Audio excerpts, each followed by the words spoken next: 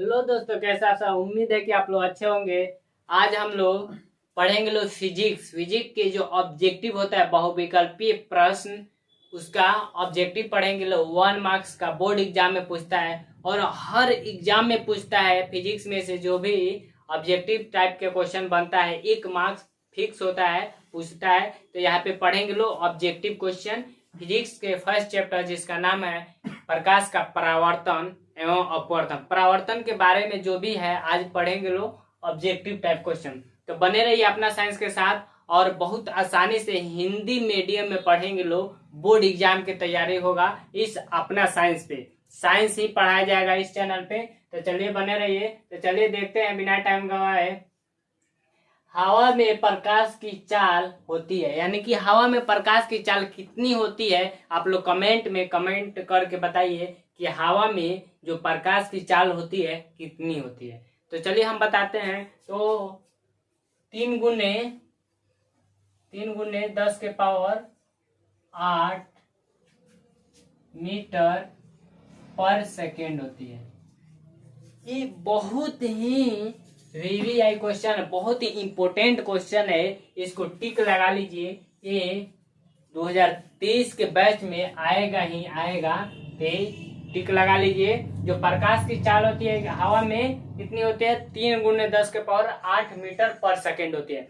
इस कभी कभी हवा को क्या करता है, निर्वात भी पूछ लेता है। बोलता है निर्वात में प्रकाश की चाल, यानी कि जो निर्वात होता है, निर्वात को ही बोला जाता है हवा। यानी कि हवा जो होता है, हवा वो निर्वात में प्रकाश की चाल कितना होता है, 3 गुने 10 के पावर 8 मीटर पर सेकेंड। ये भी पूछ लेता है एग्जाम में निर्वात। इसको अगर हम कन्वर्ट करेंगे किलोमीटर में, तो ये क्या होगा, 3 गुने 10 के पावर 5 किलोमीटर पर घंटा हो जाएगा दोस्तों। तो यहाँ पे एक क्वेश्चन आप लोग के समझ में आया होगा। तो यहाँ पे बहुत आसानी से फिजिक्स भी पढ़ेंगे, बहुत आसानी से केमिस्ट्री भी इसी चैनल पे पढ़ा जाएगा। किस चैनल पे, अपना साइंस पे। अगर समझ में आ रहा है तो चैनल को लाइक करिए, सब्सक्राइब करिए और अपने दोस्तों के पास भी शेयर करिए, ताकि वो बोर्ड एग्जाम में बहुत अच्छा मार्क्स ला सके। चलिए आगे देखते हैं। ये प्रकाश की तरंग उदाहरण, यानी कि जो प्रकाश तरंग है किसका उदाहरण है, तब विद्युत चुंबकीय तरंग का, जिसको बोलते हैं लोग विद्युत चुंबकीय तरंग।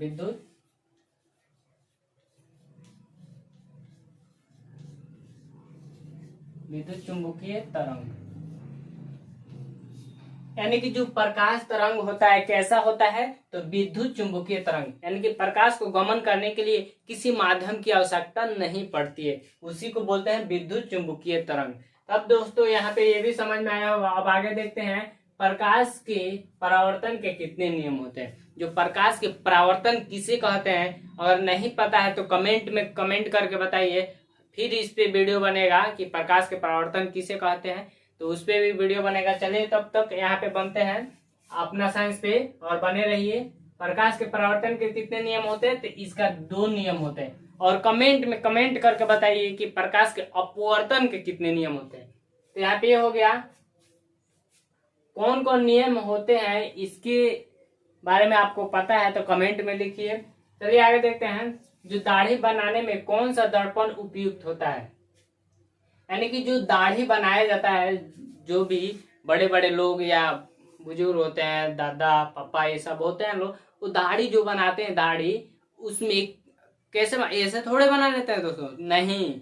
तो क्या करते हैं, सामने जो दर्पण रहता है जिसको शीशा बोलते हैं, तो उसमें किस दर्पण का उपयोग किया जाता है। जैसे सामने हम लोग बाल वोल काटवाने जाते हैं, दाढ़ी ओढ़ी बनवाने जाते हैं, तो क्या होता है, वो सामने एक मिरर लगा रहता है जिसको दर्पण बोला जाता है। तो किस दर्पण का बना होता है, यानी कि दाढ़ी बनाने में कौन सा दर्पण उपयुक्त होता है, वो किस दर्पण का होता है, यानी कि अवतल दर्पण होता है। अवतल कौन सा दर्पण होता है, तो अवतल दर्पण होता है, क्योंकि छोटे छोटे दाढ़ी को क्या करता है, बड़ा करके दिखाता है। तो ये भी हो गया दोस्तों। तो अब आगे देखेंगे दर्पण सूत्र। ये बहुत ही, ये जो भी पढ़ाया जा रहा है इस अपना साइंस पे, ये बहुत ही इंपॉर्टेंट क्वेश्चन पढ़ाया जा रहा है और डायरेक्ट टारगेट करना है किसको, बोर्ड एग्जाम को। और हर एग्जाम में पूछेगा ही पूछेगा ये ऑब्जेक्टिव। आप लोग भी जानते होंगे, और नहीं जानते हैं तो बड़े भैया या बड़े सर या कोई भी होंगे आपके जो एग्जाम दे चुके होंगे उन लोग से भी पूछ लीजिए।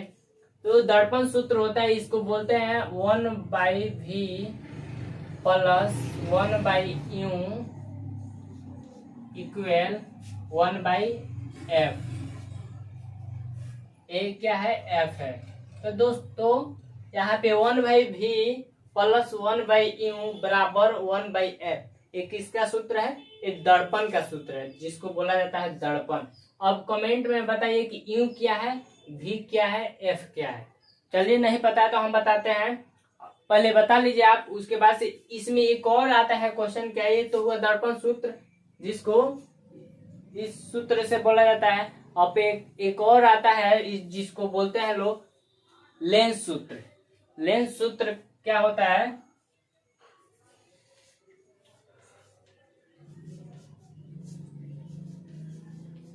कमेंट में बताइए कि लेंस सूत्र, लेंस का सूत्र क्या होता है। चलिए आगे देखते हैं। गोलीय दर्पण की फोकस दूरी उसकी वक्रता त्रिज्या की क्या होती है। चलिए यहाँ पे देखते हैं लोग,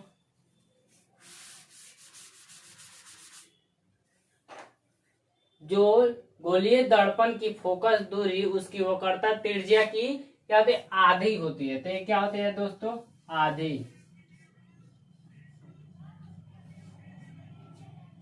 यानी कि जो गोलीय, मान लीजिए ये क्या है, एक गोलीय दर्पण है, एक गोलीय दर्पण है, इसकी वक्रता त्रिज्या, तो यानी कि वक्रता त्रिज्या का मतलब ये तो केंद्र हुआ है, ये ऐसे किए तो क्या हुआ, त्रिज्या हुआ। तो कह रहे कि गोलीय दर्पण की फोकस दूरी, यानी कि यही फोकस है, इसका केंद्र है, दूरी उसकी वक्रता त्रिज्या की क्या होती है, आधी। ऐसे करेंगे तो हुआ, ये हुआ आधा वक्रता त्रिज्या, ये भी वक्रता त्रिज्या हुआ, और उसके बाद से ये फोकस हुआ तो इसकी क्या होता है, आधी होता है।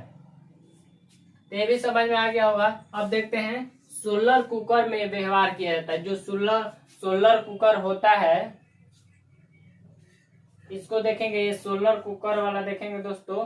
तो इसमें क्या होता है, जो सोलर कुकर यानी कि खाना बनाने में जिस कुकर का उपयोग किया जाता है, यानी कि जो प्रकाश के द्वारा डिजिटल सब हो गया है, तो प्रकाश से क्या खाना बन रहा है, तो उसमें जो कुकर का प्रयोग किया जाता है वो कौन सा कुकर होता है, तो वो अवतल जिसको बोलते हैं। इसको कमेंट में बताइए जिसको कौन सा दर्पण बोला जाता है, किस कुकर का प्रयोग किया जाता है, तो अवतल,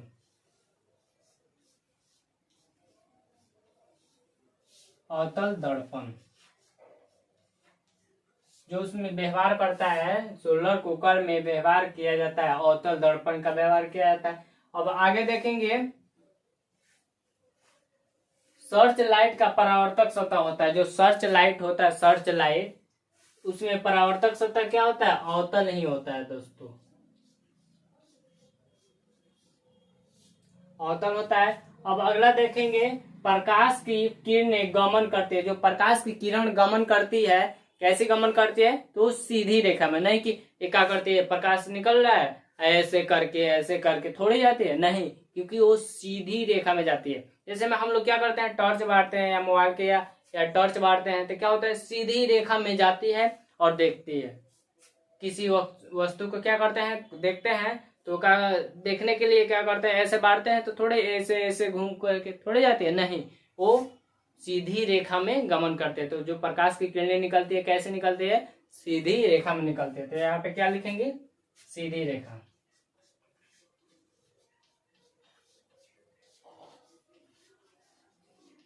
तो ऐसे इतना इजी तरीका से आप लोग को फिजिक्स केमिस्ट्री पढ़ाया जाएगा, तो बने रहिए अपना साइंस पे, और समझ में आ रहा है तो शेयर भी करिए अपने दोस्तों के पास।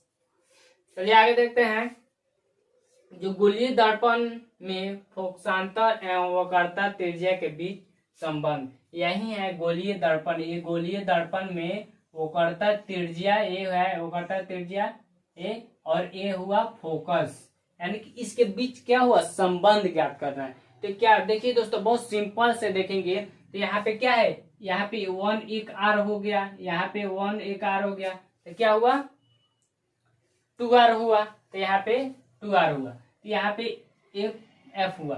तो इसी के बीच क्या करना है, संबंध ज्ञात करना है। कह रहा है कि गोलीय दर्पण में फोकसांतर, यानी कि फोकस और वो कर्ता त्रिज्या में क्या करना है, संबंध। तो इसका सूत्र होता है, एक सूत्र होता है जिसको बोलते हैं हम लोग F बराबर R/2, यानी कि इसको ऐसे भी लिख सकते हैं R बराबर 2F। तो इसका सूत्र होता है, तो कैसे, तो देखिए इसको भी हम लोग याद कर सकते हैं। यहाँ पे जो है गोलीय दर्पण की फोकस दूरी कैसी होती है, तो गोलीय दर्पण की फोकस यहाँ पे है, तो इसको क्या करेंगे, तो यानी कि फोकस ये हो गया, तो ये आधा होगा, वो कर्तव्य त्रिज्या की क्या होती है, आधी होती है। देखिए यहाँ पे यही ना है, वो कर्तव्य त्रिज्या है ना, त्रिज्या है, तो ये क्या होगा, आधा ही ना होगा फोकस दूरी का। तो यहाँ पे पक्षांतर एवं कर्तव्य त्रिज्या के बीच क्या होगा, संबंध होगा। तो फोकस को कितने भाग में बांट रहा है, 2 भाग में बांट रहा है, यानी कि वो कर्तव्य त्रिज्या को ये 2 भाग में बांट रहा है। तो उम्मीद है कि आप लोग को ये समझ में आया होगा दोस्तों। तो जुड़े रहिए अपना साइंस के साथ, और केमिस्ट्री फिजिक्स बहुत ही आसानी तरीका से पढ़ाया जाएगा बोर्ड एग्जाम के लिए। तो इसको लिख लीजिए, नोट कर लीजिए, क्योंकि ये एग्जाम में पूछेगा ही पूछेगा, तो आप लोग इसको नोट कर लीजिए। ये होगा, या इसको ऐसे भी लिख सकते हैं।